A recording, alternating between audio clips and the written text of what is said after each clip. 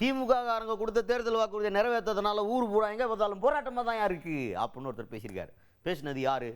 மேலும் என்னெல்லாம் குற்றச்சாட்டு வச்சிருக்கிறாரு பார்த்துருவோம் வாங்க. அதிமுகவோட கூட்டணியில் இருக்கக்கூடிய பாமகவின் தலைவர் அன்புமணி ராமதாஸ் அவர்கள் என்ன 2 டீம்ஸ் இருக்குல்ல, அதெல்லாம் கரெக்டாக கிளாரிட்டியாக சொல்லிடணும், அதுக்காக தான் சொன்னேன்.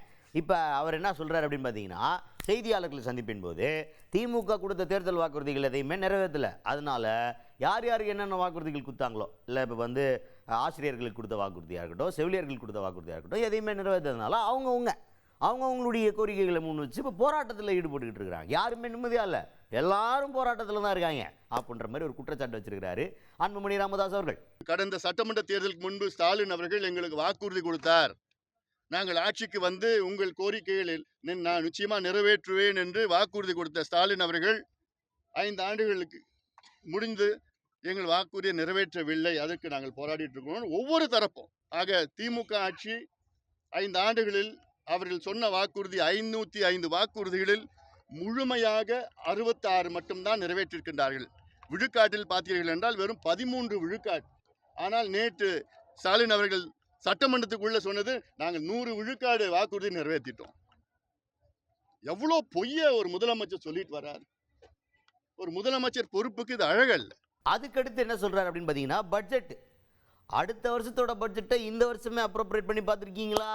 கணக்கு பண்ணுறது பார்த்துருக்க மாட்டீங்க. அடுத்த வருஷத்துக்கு இப்போவே பிளான் பண்ணி நிறைய ஒப்பந்தங்கள் கையெழுத்து போட்டு அதில் குறைப்பட்ட காலத்தில் ஆட்சி முடியறதுக்குள்ளே ஏதாவது ஆட்டையை போடலாமான்னு பார்த்து பயங்கரமான கையெழுத்தெல்லாம் போட்டிருக்காங்க.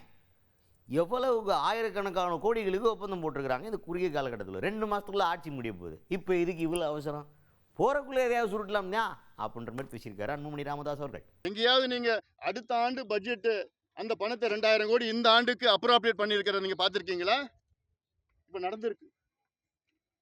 12 நாட்களில் 16,000 கோடிக்கு 4,385 ஒப்பந்தங்கள் போடப்பட்டிருக்கிறது. வெறும் 12 நாட்களில்.